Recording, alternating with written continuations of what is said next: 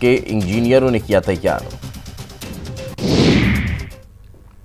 और चलिए अब खबरें विस्तार से देखते हैं। रीवा जिला मुख्यालय से 40 किलोमीटर दूरी पर स्थित बदवार पहाड़ में एशिया का सबसे बड़ा सोलर पावर प्लांट बनाया गया है, जिसकी बिजली उत्पादन क्षमता 750 मेगावाट है। आज प्रधानमंत्री Narendra Modi solar power plant का वीडियो कॉन्फ्रेंसिंग के जरिए लोकार्पण करने वाले हैं, जिसको लेकर तैयारियां पूरी कर ली गई है। ये भव्य तस्वीरें आप इस प्लांट की देख सकते हैं, जो बनकर तैयार हो चुका है और आज इसका लोकार्पण प्रधानमंत्री नरेंद्र मोदी करेंगे। लोकार्पण की तैयारियां पूरी कर ली गई हैं और शिलान्यास जो है 22 दिसंबर 2017 को माननीय मुख्यमंत्री जी एवं अन्य मंत्रीगण के द्वारा किया गया था। मध्य प्रदेश और देश को इससे क्या लाभ होगा? जो इस 750 मेगावाट से जो बिजली पैदा हो रही है, उसका 24% हिस्सा जो है दिल्ली मेट्रो को दिया जा रहा है। बाकी 76% बिजली जो है मध्य प्रदेश में उपयोग हो रही है, जो कि समस्त ग्रामों और समस्त जिलों में उपलब्ध होती है। इस परियोजना से 15.4 लाख टन कार्बन डाइऑक्साइड कम पैदा हो रही है, जो कि 2 तो बड़ा प्रोजेक्ट है। आगे बढ़ते हैं। पूर्व बीजेपी विधायक का पारुल साहू का पोस्ट अब सोशल मीडिया पर जमकर वायरल हो रहा है। विभाग बंटवारे में देरी को उन्होंने राजनीतिक दहेज प्रताड़ना बताया है। कहीं तलाक का कारण न बन जाए, ये भी उन्होंने बताया है। सीएम को पूर्ण स्वतंत्रता देने की मांग उनके द्वारा की जा रही है। तो अब अपने ही घेरते हुए नजर कहीं ना कहीं आ रहे हैं और सवाल खड़े कर रहे हैं, तंज कस रहे हैं। ये भी तस्वीरें अब निकलकर सामने आ रही लगी है ट्विटर के माध्यम से।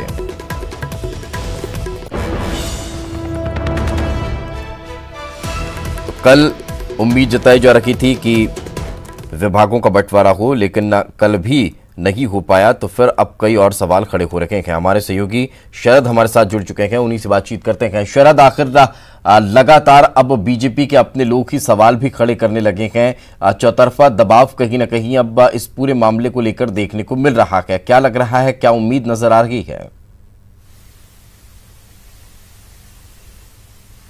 देखिए दीपेश, आपने सही कहा कि अब अपने ही जो सवाल हैं वो खड़े कर रहे हैं और इन सवालों के बीच में ही कहीं ना कहीं उनकी नाराजगियां भी छुपी हुई हैं, जो सीधे तौर पर अब नजर आने लगी हैं।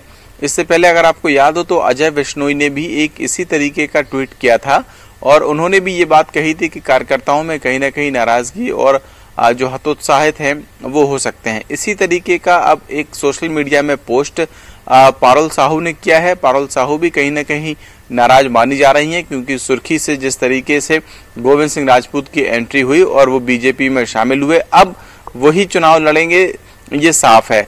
तो इन नेताओं की नाराजगियां तो हैं, लेकिन उन नाराजगियों को अब जो शब्द हैं वो इस तरीके की समस्याएं दे रही हैं, जिसमें कभी मंत्रिमंडल का जो विस्तार है उसमें देरी होती है। अगर मंत्रिमंडल का विस्तार हो जाता है तो फिर जो विभाग बंटवारे होने हैं वो नहीं हो पाते हैं। तो इन नेताओं को कहीं ना कहीं बोलने का मौका मिलता है। और बड़ी बात ये भी है कि क्या सिर्फ ये 2 या 3 या 4 ऐसे बड़े नेताओं की आवाज है बीजेपी के अंदर, या वाकई में जो नीचे स्तर तक का जो कार्यकर्ता है वो भी इसी तरीके से सोच रहा है जो ये नाराज नेता सोच रहे हैं? तो फिर बीजेपी के लिए कहीं ना कहीं मुश्किल की बात है। निश्चित तौर पर इसका जो समाधान है वो हालांकि निकलेगा। ये बात तो तय है कि विभाग जब मंत्री बने हैं तो विभागों का बंटवारा भी होगा, लेकिन ये जो देरी है वो कहीं ना कहीं कई तरीके के सवाल खड़े कर रही है। नहीं, लेकिन अगर अब इसका हल निकलेगा भी, देर से निकलेगा, लेकिन निकलेगा जैसा कि आप कह रहे हैं, मगर ये जो हताशा और निराशा है वो उपचुनाव में कहीं भारी तो नहीं पड़ जाएगी?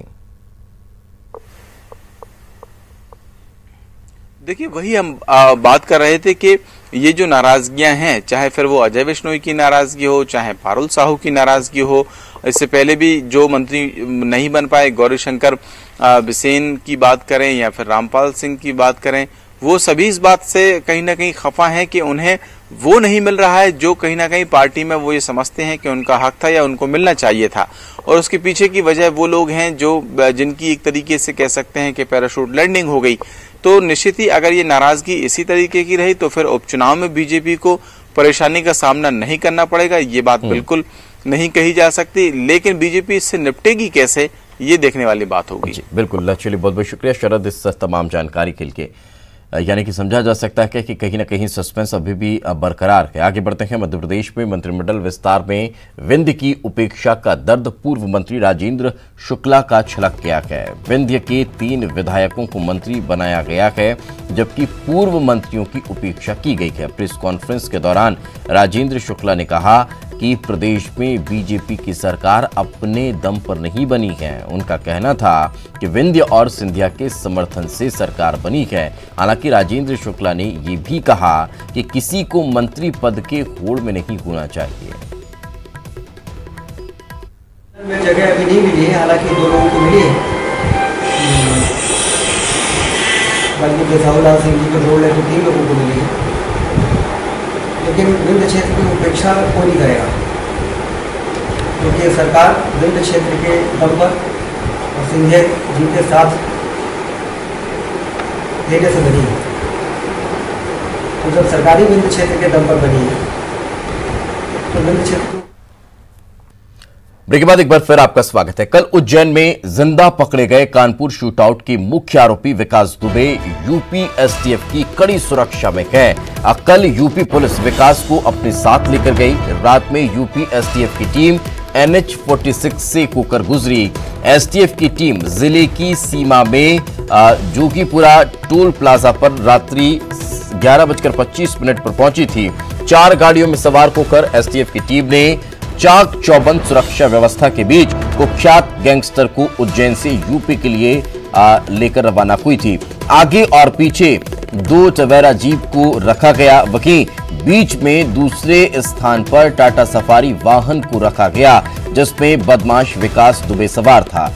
रात में 11:54 पर धनावदा थाना क्षेत्र के पगारा टोल प्लाजा से एसटीएफ का काफिला रवाना हुआ, जबकि 12:20 पर कैंट थाना क्षेत्र के फतेहगढ़ तिराहा टोल प्लाजा से एसटीएफ का काफिला निकला था।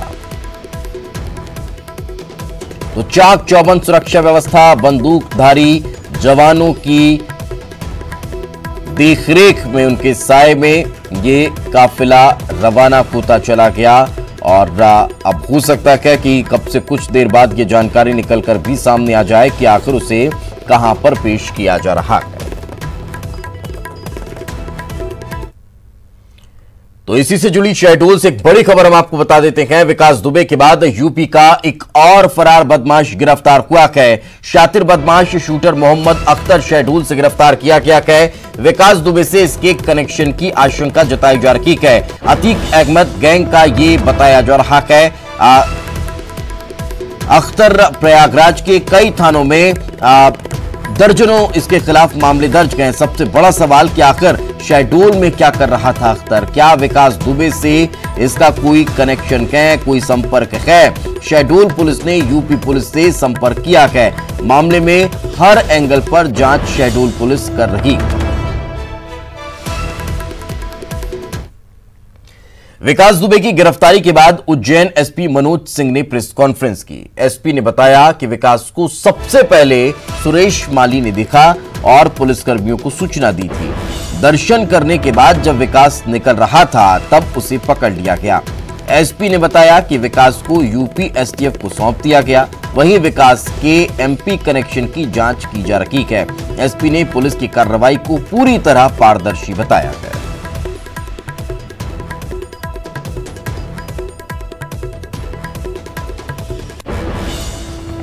यूपी के मोस्ट वांटेड हिस्ट्री शीटर विकास दुबे की गिरफ्तारी उज्जैन से हुई। उज्जैन के SP Manoj Kumar Singh news 18 India के साथ हैं।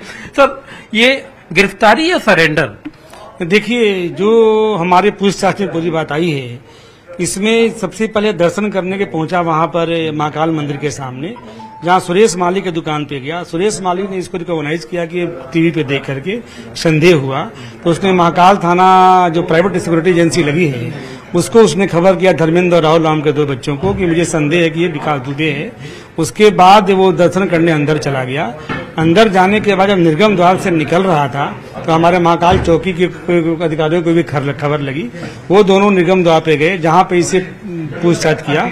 उसमें उसने बताया कि अपने आईडी छुपाया और नाम गलत बताया। फिर जब पूछताछ हुई तो वाकई उसने कहा मैं विकास दुबे हूँ, फिर थाने उसको ले जाया गया। विकास दुबे इस वक्त कहाँ है?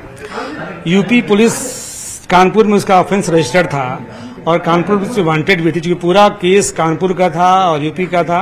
यूपी एसटीएफ से और यूपी एसएसपी कानपुर से लगातार हम लोगों का संपर्क था।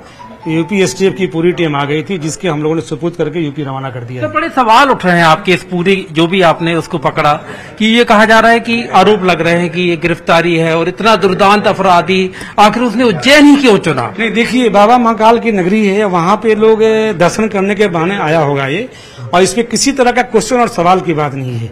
कि तो बहुत अहम बात है कि आज से 2 दिन पहले ही मैंने जितने हमारे खुफिया की पुलिस टीम है पूरे जिले की, उसकी मीटिंग लिया था और अपने इंटेलिजेंस को मैंने।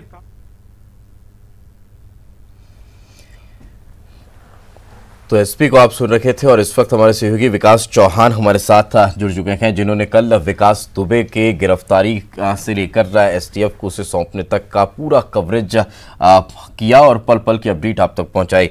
विकास, किस तरह का ये पूरा सिनेरियो रहा और इसके बाद उज्जैन की अभी स्थिति क्या है? क्या उज्जैन में विकास जब पहुंचा कहां रुका, कहां किनके साथ रहा, किनने उसकी मदद की, उन सब के बारे में खुलासा हो चुका है? पुलिस अब कुछ बताने की स्थिति में है? बिल्कुल नहीं दीपेश, अब ये मान के चलिए कि जो घटनाक्रम था उस पर लगातार पर्दा डालने का प्रयास किया जा रहा है। जो पुलिस अधीक्षक ने इस पूरे मसले पर जानकारी दी, सबसे अहम बात यह है कि आईजी स्वयं कल इस पूरे पड़ताल में पूछताछ में साथ रहे, लेकिन मीडिया के सामने आने से बचते रहे। आखिर क्या वजह थी कि मीडिया के सामने आकर उन्होंने अपना पक्ष नहीं रखा? इसके साथ ही पुलिस अधीक्षक ने जो प्रेस कॉन्फ्रेंस ली तो बहुत ही संक्षेप में और सिलेक्टेड इन्फॉर्मेशन ही उन्होंने दी। लिहाजा ये जिस प्रकार से जानकारी मिल रही थी कि तमाम जो लोग थे, सहयोगी थे, उनके बारे में पूछताछ की जाएगी। हालांकि उन सब लोगों को हिरासत में भी लिया गया था। ये एक बात निकल कर आई है कि चूंकि पुलिस ने गिरफ्तारी यहाँ पर आरोपी की नहीं ली थी, इस वजह से तकनीकी तौर पर उन सबकी गिरफ्तारी यहाँ नहीं ली जा सकती थी। लेकिन ये तस्दीक जरूर कर ली गई कि आखिर किस किस लोगों की भूमिका उसमें संलिप्त है। लिहाजा यूपी पुलिस कुछ बाद में इनकी गिरफ्तारी करेगी। प्रारंभिक तौर पर जो जानकारी मिली है, विकास दुबे को आज कोर्ट पेश किया जाएगा। उसके बाद रिमांड पर लेकर उससे लिखा पढ़ी इत्यादि जो प्रक्रिया है उस पर बयान लिए जाएंगे और बयान में इन सब, अगर यदि उज्जैन के लोगों की भूमिका संदिग्ध पाई जाती है तो उन्हें गिरफ्तार किया जाएगा। लेकिन जो अहम बात है वो ये सामने निकल कर आ रही है दीपेश की, जो विकास दुबे है कल दिन भर वो उज्जैन में रहा, लेकिन उज्जैन पुलिस ने उसकी गिरफ्तारी नहीं ली। ये जानकारी निकल कर आई कि उसके बैग में एक चाकू मिला था, फिर भी पुलिस ने अवैध हथियार रखने की धारा में प्रकरण दर्ज नहीं किया। तो आखिर इतनी मेहरबानी क्यों? ये वजह क्या है? आखिर कैसे वो उज्जैन पहुंचा, कैसे मध्य प्रदेश की सीमाओं को भेदते हुए उज्जैन तक पहुंच गया, महाकाल मंदिर में बिल्कुल यही सबसे बड़ी बात है कि ये तमाम सवाल के जो लगातार उठ रखे हैं और अब देखना यही होगा कि इनका सबका पटाक्षेप कब तक होता है। बहुत बहुत शुक्रिया विकास इस तमाम जानकारी के लिए, हमारे साथ चर्चा में जुड़ने के लिए। इसी के साथ इस बुलेटिन में फिलहाल इतना ही। खबरें लगातार जारी।